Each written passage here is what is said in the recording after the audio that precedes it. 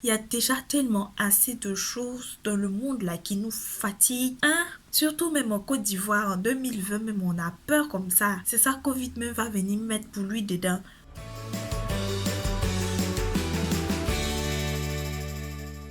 Bonjour tout le monde, j'espère vraiment que vous allez bien. Honnêtement, cette phrase n'a jamais eu autant de sens qu'aujourd'hui. On sort directement de cette crise de coronavirus, de Covid-19 et j'espère sincèrement que vous vous portez bien avec tous vos proches, que vous êtes safe, que vous vous en sortez bien avec les différentes restrictions qui ont été mises en fonction des différents pays. Et je vous envoie que du love parce que ça n'a pas été facile pour tout le monde, vraiment. Je me sens comme une ancienne combattante là à la sortie de cette maladie. Je fais cette vidéo pour prendre de vos nouvelles et pour donner de mes nouvelles parce que c'est vrai que depuis le début de cette crise, j'ai disparu. Même de mes réseaux sociaux, on ne me voit plus. Et ça a une raison, le Covid-19 et le confinement. Qu'est-ce qui m'est arrivé? Le truc, c'est que ça a été une période très peu productive pour moi. Je voyais souvent sur les réseaux sociaux les gens qui lançaient des concepts sur le net et tout ça. Alors que pendant ce temps-là, moi, j'étais super down. J'étais pas bien du tout. Ça n'allait pas. Je n'avais pas le Covid, rassurez-vous, et je ne l'ai pas. Mais moralement, c'était pas ça. Je sais pas exactement ce qui a provoqué ce truc, mais le fait de se retrouver enfermé dans une maison, imagine rester dans une maison, la psychose, de se dire qu'on ne peut pas sortir, que dehors c'est dangereux, tu sais pas si tu vas être malade, de se dire qu'on ne sait pas quand est-ce que ça va finir. Il y a des gens qui meurent chaque jour par milliers et par pays contaminés, et de se dire qu'on est loin de ses parents. Je vous dis pas. J'arrêtais pas d'appeler Abidjan pour prendre des nouvelles des gens, de ma famille et tout, de leur dire restez chez vous, restez à la maison, lavez-vous les mains, ne voyagez pas, non. Tout ce que je pouvais en tout cas, c'était ça, appeler, prendre de leurs nouvelles, donner de mes nouvelles aussi. Parce qu'apparemment, ça allait dans les deux sens. En même temps que s'inquiétaient pour nous qui sommes en Europe, nous aussi on s'inquiétait beaucoup pour eux. Et en plus, à un moment, il y a eu des rumeurs selon lesquelles ils allaient aller tester des vaccins sur les gens là-bas. Pendant que nous, on est ici, on ne sait pas qu'est-ce qui se passe là-bas. Est-ce que les gens vont refuser de se faire vacciner? Non. Imaginez, je vais m'asseoir du matin là, réfléchir à toutes ces choses-là jusqu'à la fin de la journée et mon moral, il fait comme ça. Mais heureusement, ça se passe plutôt bien là-bas. Il y a eu la crise des feuilles de Nîmes que les gens ont fait bouillir pour boire. Apparemment, ça marche, hein, parce que jusqu'ici, ça va. C'est pas aussi grave qu'on le pensait. Et il y a surtout les médias. Les médias. Et je suis dans les médias, hein. Mais ce que les médias nous ont fait pendant cette crise du Covid-19 là, vraiment, un peu seulement l'Afrique, le continent le moins touché, ceci inquiète. Pourquoi? Comment ça s'explique? Faut-il se préparer à...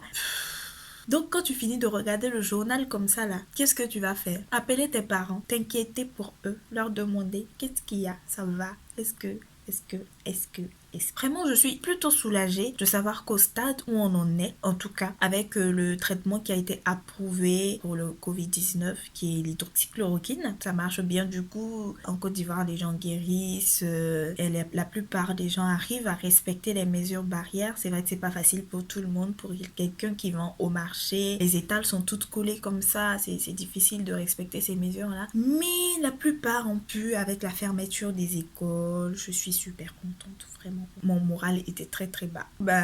Ce que j'ai fait pendant ce confinement, rien. Enfin, j'ai fait quelque chose. J'ai cuisiné, j'ai mangé, j'ai appris à me faire les ongles toute seule. J'ai tourné quelques vidéos. J'en avais tourné même avant le début du confinement. Mais pendant le confinement, je vous dis à quel point j'étais down. J'étais pas bien du tout, pas dans mon assiette. Quand je prends mon ordi et que j'essaie de faire un montage, le montage d'une vidéo, au bout de 10 minutes, ça me gave. Je n'en peux plus. Je ferme l'ordinateur, personne même m'éterne, je ferme directement et je dépose là parce que je ne pouvais rien faire du tout. Et c'est comme si j'étais hypnotisée, je sais pas comment on appelle ça. J'étais hypnotisée, j'étais beaucoup angoissée. Ce qui a fait que j'ai repris conscience, si on peut le dire entre griffes, c'est lorsque le président français a annoncé le déconfinement et que les ministres sont venus expliquer comment ça allait se passer. C'est là que mes études sont remises en place. Je me suis rendu compte qu'en fait, j'ai passé près de 2 mois à ne rien faire, quoi. Je vous dis, j'avais du mal. Même les cours se faisaient à distance. Du coup,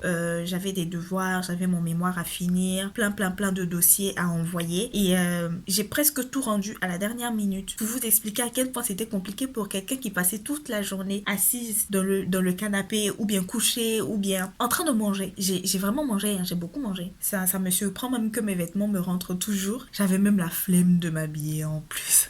Mais si, je pense que ça s'est arrivé à tout le monde. Se dire qu'on va s'habiller juste pour rester à la maison, ça fait pas partie des habitudes. Non, non. La plupart du temps, je l'ai passé sur mon téléphone à jouer des jeux que je téléchargeais sur Google Play.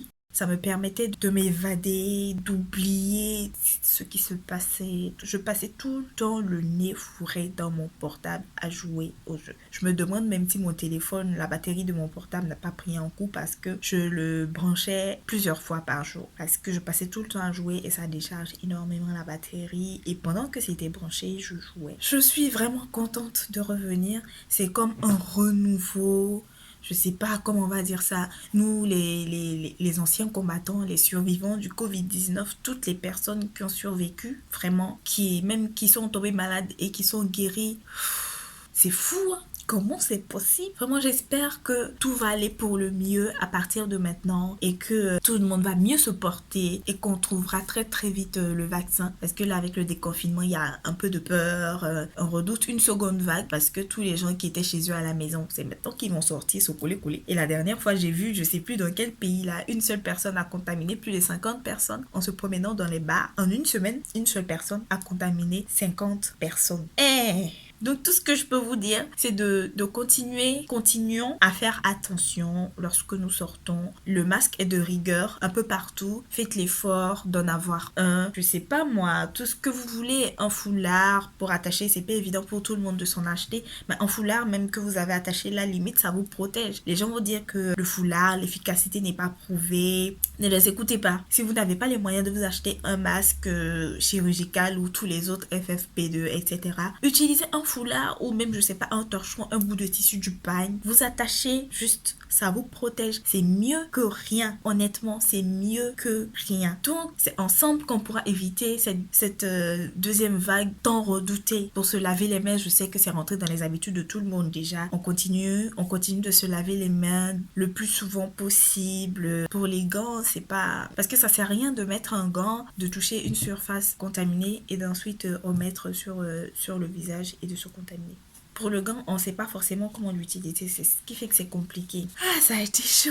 Tout va bien se passer. Évitez de vous toucher le visage pendant la journée. C'est vraiment dur, mais évitez. Ou quand vous sentez que votre visage vous démange, soyez sûr que vos mains sont propres. Désinfectez-les. Voilà, j'espère en tout cas que nous serons tous épargnés par ça et que toutes nos familles vont bien se porter. Que tout se passe bien pour tout le monde. Vraiment, aimons-nous vivants. Protégeons-nous vivants. Protégeons nos proches vivants. Et je vous aime. Que Dieu nous garde. À très bientôt pour une nouvelle vidéo. Bisous.